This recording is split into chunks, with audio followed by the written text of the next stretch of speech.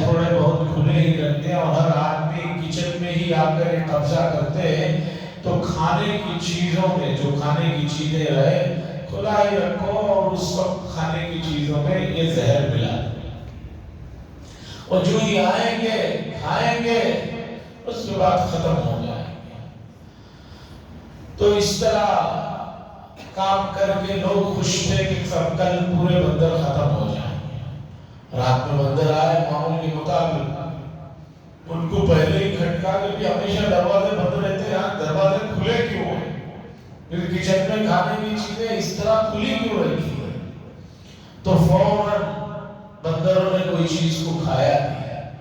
ان میں سے کچھ بندر گئے، تھوڑی دیر کے بعد دیکھا کہ ایک بہت بڑا بندر، ان میں سے جو بڑا بندر تھا اسے لے کر آیا۔ وہ آیا، آ کر جو ہے کھانے پینے کی چیزیں جس میں زہر ملا کر رکھا گیا تھا اسے سونگا۔ سونگنے کے بعد اس نے کہا اس وقت کھاؤ، سب کو وہیں روک دیا، اور خود گیا جنگل سے جا کر کسی درخت کے پتوں کو لے کر آیا۔ رات ہی میں واقعہ ہو رہا ہے، گیا کسی جنگل سے کسی درخت کے پتوں کو لے کر آیا، لانے کے بعد سب بندروں کو ہاتھ میں پتے دے دیا، اور شاید کہہ دیا یہ بھی کھاؤ یہ بھی کھاؤ۔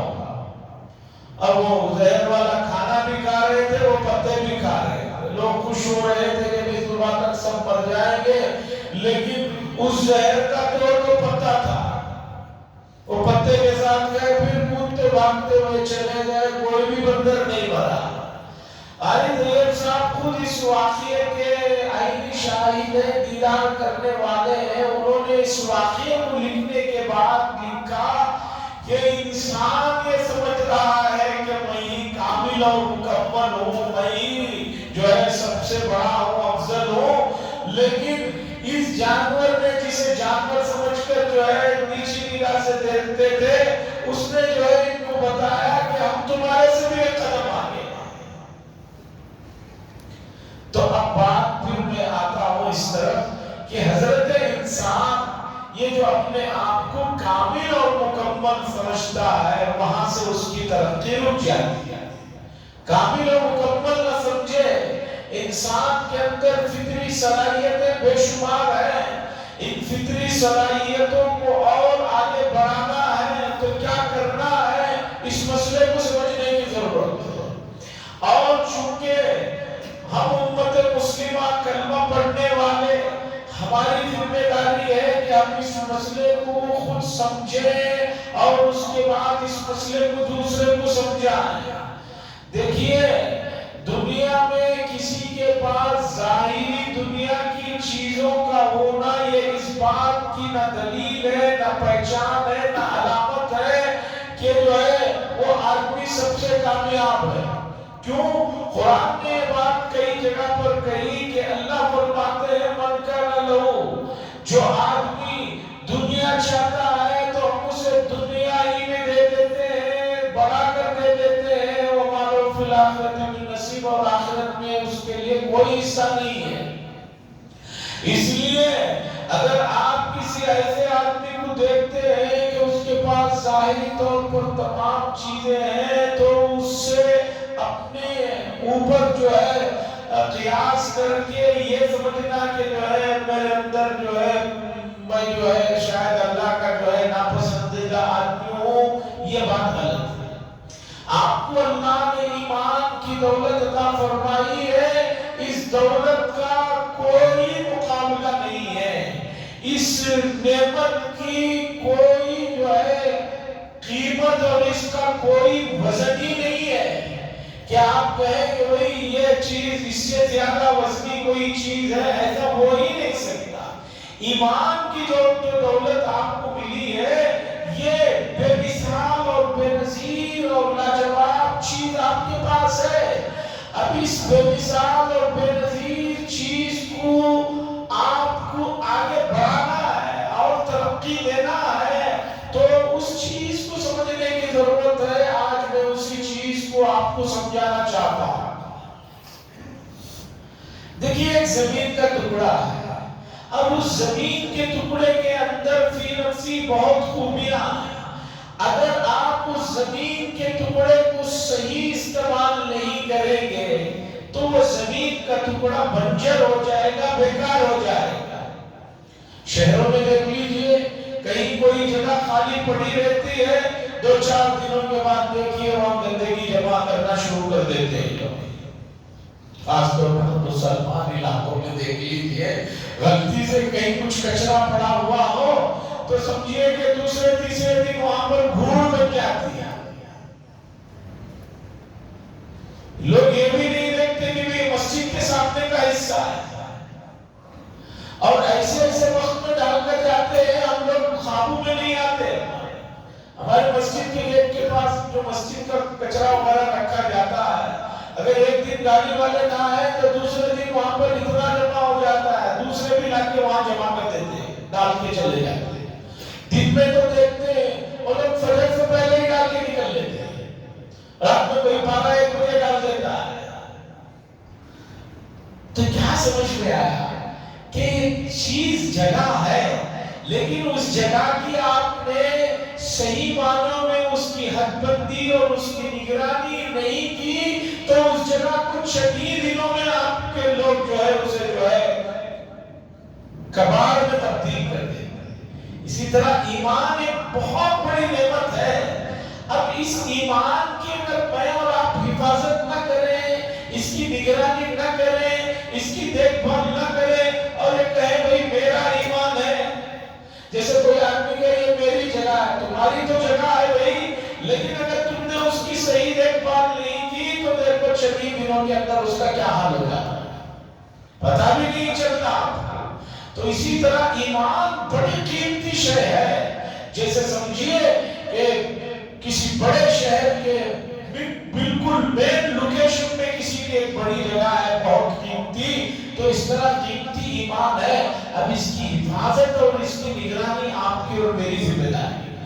اور اس کی حفاظت اور نگرانی چونکہ بڑی دولت ہے اور بڑا کام بڑے سے بڑا آدمی ہی کر سکتا ہے، چھوٹے آدمی سے توقع نہیں ہوتی. تو اب اس ایمان کی حفاظت کے لیے سب سے بڑی ذات جو ہے وہ اللہ تبارک و تعالیٰ کی ذات ہے. اب اللہ تبارک و تعالیٰ کی ذات سے ہی آدمی متوجہ ہو کر معلوم کرے کہ اس ایمان کی کیسے حفاظت کرنا ہے. بھئی چھوٹا پروجیکٹ ہے نہیں، بڑا پروجیکٹ ہے. اس لیے دنیا بھر کے بڑے ترقی یافتہ ملکوں کے انجینئروں کو بلایا جاتا ہے. تو ایمان سے بڑی کوئی دولت نہیں ہے. تو اس دولت کی حفاظت کے لیے آپ کو اللہ اور اس کے رسول کی طرف متوجہ ہونا ضروری ہے.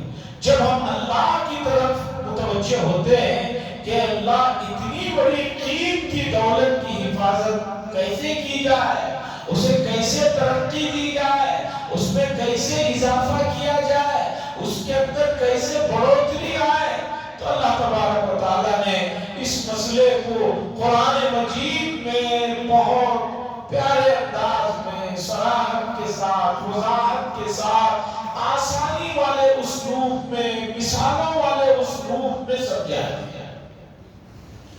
اب لیکن مسئلہ یہ ہے کہ ایک آدمی کو ابھی تک ایمان کا مسئلہ ہی نہیں سمجھ میں آیا ہے تو اس کی حفاظت کا مسئلہ کیسے سمجھ میں آئے گا. جیسے کوئی ایک آدمی گاؤں والا جسے شہر کی کوئی اہمیت اور حقیقت معلوم نہیں، اسے لا کر دکھایا جائے، دکھا کر بنگلور کے اہم علاقے میں کہا جائے یہ 1000 اسکوائر فٹ زمین ہے، ہم نے اسے 5 کروڑ روپے میں خریدا ہے. تو آدمی کہے گا کہ شہری لوگ پاگل ہوتے ہیں. اگر میرے گاؤں میں آتے تو اتنے کروڑ میں کم از کم 40-50 ایکڑ زمین مل جاتی ہے. یہ اتنا ٹکڑا کے پیر ادھر رکھا تو ادھر ختم ہو رہا ہے، اتنے بڑے پیسے دے کر لیا. کیسے کیسے بیوقوف لوگ رہتے ہیں. اسے کیا پتا کہ جو اس کے پاس 40-50 ایکڑ زمین اتنے پیسوں میں آ رہی ہے تو سالانہ اس کی جو آمدنی محنت کرنے کے بعد ہوگی، اس آدمی نے اتنے پیسوں میں اس سے زیادہ آمدنی کا ذریعہ پیدا کر لیا ہے. یہ آدمی کہے گا باقی گاؤں کے آدمی بیوقوف ہے، وہ کہے گا یہ بیوقوف ہے، یہ کہے گا وہ بیوقوف ہے، اسی میں مسئلہ الجھ کر رہ جائے۔ تو عزیزان گرامی، قرآن مجید ہمارے پاس بنیادی کتاب ہے، اور اس بنیادی کتاب سے ایمان کی حفاظت اور اس کی بڑھوتری کیسے ہوگی اسے اس میں بتایا۔ قرآن مجید کی جو سب سے پہلی سورت ہے سورۃ الفاتحہ ہے۔ اب سورۃ فاتحہ اور ہر سورت سے پہلے ہم لوگ اوپر لکھا ہوا پڑھتے ہیں بسم اللہ الرحمن الرحیم۔ آج آپ سمجھئے کہ یہ بسم اللہ الرحمن الرحیم کتنی اہم چیز ہے، اس کے اندر اللہ نے کیا بتایا، کیا سکھایا، اور کس طرح اپنی رحمت کے خزانوں کا ذکر فرمایا۔ عزیزان گرامی، ایک تو ہے بسم اللہ الرحمن الرحیم کی فنی اعتبار سے، گرامر کے اعتبار سے، اور دوسرے تیسرے اعتبار سے اس کے اندر جو خوبیاں ہیں اسے نہ بیان کرنے کا موقع ہے اور نہ سمجھا جا سکتا ہے، اس لیے کہ عربی گرامر جو نہیں جانتے ان کو ہم کیسے سمجھائیں۔ میرے ایک ساتھی 2002 میں مکہ المکرمہ میں صرف بسم اللہ الرحمن الرحیم پر انہوں نے پی ایچ ڈی کی تھی، 4 سال انہوں نے اس پر پی ایچ ڈی کیا، اور 700 سے زیادہ صفحات پر قدیم تفسیروں سے اس بسم اللہ کے جو اندر بلاغت اور رموز ہے اسے رکھا۔ میں نے ان سے پوچھا کہ بھئی بتائیے بسم اللہ پر آپ نے اتنا لکھا، مسئلہ حل ہو گیا یا ابھی بھی باقی ہے؟ انہوں نے کہا کہ نہیں، چونکہ یونیورسٹی والوں کی طرف سے یہ پابندی ہے 700-800 صفحات سے زیادہ نہیں لکھا جا سکتا، اتنے ہی صفحات میں لکھنا ہے، اس لیے میں نے اتنا لکھا ہے۔ اگر چھوٹ دے دی جاتی تو مجھ کبھی ان کے پاس اتنا علم ہے کہ میں اور اتنا مواد اس میں جمع کر دیتا۔ تو بسم اللہ الرحمن الرحیم سے آئیے، اور اس سے پہلے یہ سمجھیے کہ اللہ تبارک و تعالی جو سب سے بڑی نعمت ایمان کی دیے ہیں، اس نعمت کا آپ کو احساس جب ہو جائے اور اس نعمت کی حفاظت اور اس میں بڑھوتری آپ چاہتے ہیں، تو آپ کو اللہ تبارک و تعالیٰ کی حمد و ثنا بیان کرنا آ جانا چاہیے۔ اگر آپ کو اللہ کی تعریف، اس کی بڑائی، اس کی عظمت اور اس کی کبریائی کرنا نہ آئے تو سمجھیے کہ میرے اور آپ سے زیادہ کوئی جو ہے بدنصیب اور کمزور نہیں ہے۔ اس لیے کہ اللہ اس بات کو بہت پسند کرتے ہیں کہ کوئی آدمی اللہ تبارک و تعالیٰ کے صفات کو، ان کی ذات کو جان کر ان کی حمد و ثنا بیان کرے۔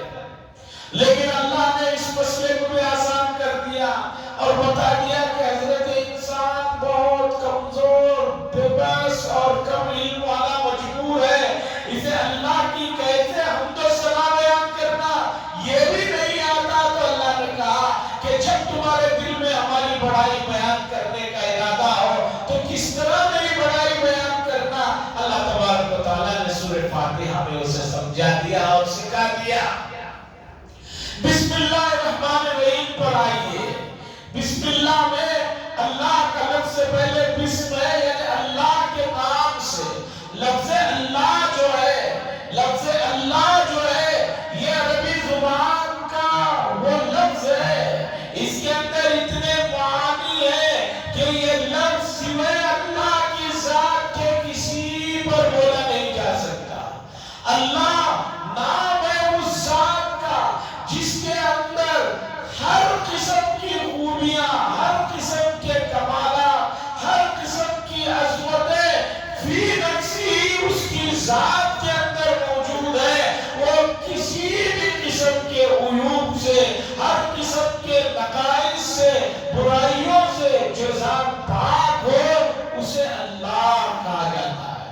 اللہ کے علاوہ باقی کسی انسان کے اندر کتنی بھی خوبیاں ہیں، ایک دن تو انتقال ہونے والا ہے، اس سے بڑی کمی اور کیا ہے؟ کسی دن پیدا ہوا تھا यानी वो शुरू से नहीं था। कितने भी इंसान बड़े गुजरे हैं, वो किसी दिन पैदा हुए थे, शुरू से नहीं है और आखिर तक भी नहीं रहेंगे। तो अल्लाह का जो लफ्ज है ये तमाम अल्लाह के सिफात और तमाम कमालात और तमाम चीजों पर मुहीत है। अल्लाह ने उसके बाद कहा कि भाई हमारी तारीफ करना है तो देखो लफ्ज अल्लाह के बाद अल्लाह ने कुरान में बिस्मिल्लाह में दूसरा लफ्ज रखा अर्रहमान, तीसरा लफ्ज अर्रहीम। अर्रहमान को समझिए, अर्रहमान के माने है वो ज़ात जो सबको अता करती है, अपनों को भी गैरों को भी, मानने वालों को भी नहीं मानने वालों को भी, वो उसका इस्तेखास रखते हो या ना रखते हो सबको अता करने वाली ज़ात। अल्लाह ने अपने नाम के आगे बिस्मिल्लाह में जो 114 मर्तबा बिस्मिल्लाह है रहमान की सिफत है, जबकि अल्लाह के मशहूर 99 सिफात ये है यहाँ पर। इसके अलावा भी अल्लाह की बेशुमार सिफात है। अल्लाह कहार भी है, अल्लाह जब्बार भी है, अल्लाह मुंतकिम भी है, अल्लाह रज़्ज़ाक़ भी है और बेशुमार सिफात है अल्लाह तबारक व तआला की। अल्लाह ने उन तमाम सिफातों को छोड़कर लफ्ज़ रहमान रखा। रहमान लफ्ज़ के जो पूरे हकीकी माने हैं वो बहुत कम लोग जानते हैं। रहमान के माने वो ज़ात जो सब पर जो है अपनी मेहरबानी की हुई है, रहमत को खोल रखा है, वो चाहे उसका मुस्तहिक हो या ना हो। इसीलिए आप दुनिया में देखते हैं तमाम इंसान खा पी रहे हैं और वो लोग भी जो अल्लाह को बुरा भला कहते हैं बड़ी अच्छी हालत में है, बड़े मालदार हैं। खुद मुसलमानों में भी जो लोग नमाज के पाबंद हैं उनको भी खाना मिल रहा है, उनको भी नींद की दौलत मिल रही है। जो बिल्कुल मुश्किलों में नहीं आते, जो कभी अल्लाह को भूलने से भी याद नहीं करते, अल्लाह उनको भी बेशुमार दौलतों से नवाज रखा है।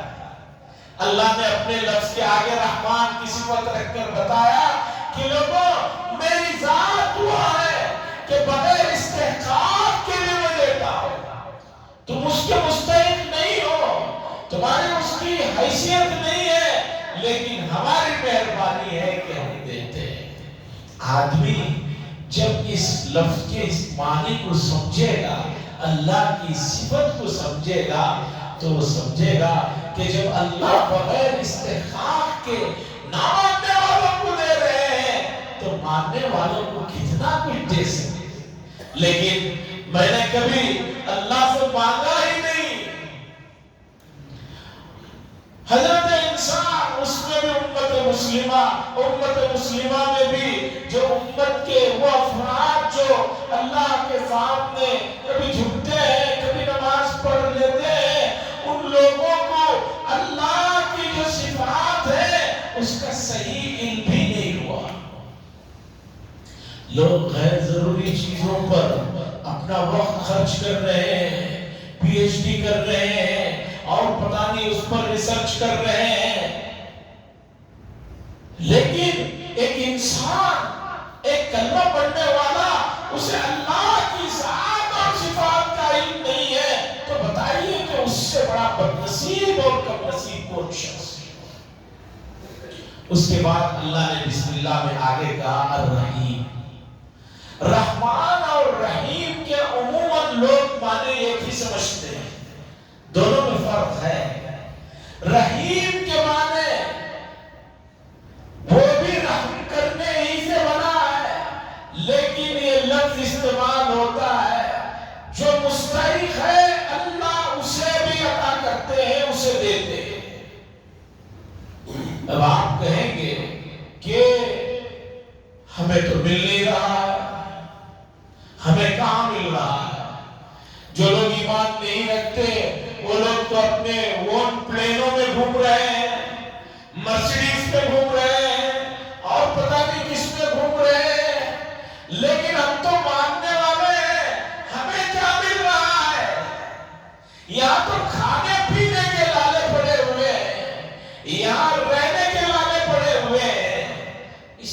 سمجھیے اللہ نے جو آپ کو دولت دی ایمان کی، آپ نے اگر اسے قرآن و حدیث اور اللہ کی بتائی ہوئی تعلیمات کی نظر سے دیکھے ہوئے ہوتے تو آپ اپنے ایمان کی عظیم الشان دولت کے سامنے دنیا کی تمام چیزیں آپ کو جو ہے بالکل ٹھیکریوں کی جیسے پھینکے ہوئے پتھروں جیسے نظر آئے، لیکن آپ نے ایمان کو اس نظر سے دیکھا ہی نہیں، تو آپ کو جو ہے یہی سوال ہوتا ہے کہ پھر کہاں مجھے تو کچھ ملے گا۔ آج جب ایمان کو سلب کرنے کے لیے مستقل حربیں سازشیں ہو رہی ہے، ایسے میں ایمان کی حفاظت کے سلسلے میں قرآن و حدیث نے جو چیزیں بتائی انشاءاللہ اگلی مجلس میں آپ کے سامنے آئے گی۔ ہماری گزارش ہے کہ جمعہ کا دن بڑا قیمتی دن ہے، اس وقت کو ذرا قیمتی جانیں، ذرا پہلے مسجدوں میں چلے آئیں اور اللہ کی طرف متوجہ ہوں، اور جو قرآن و حدیث کی بات ہے اسے ذرا سنیں، تاکہ جو گرد و غبار دل پر اور روح پر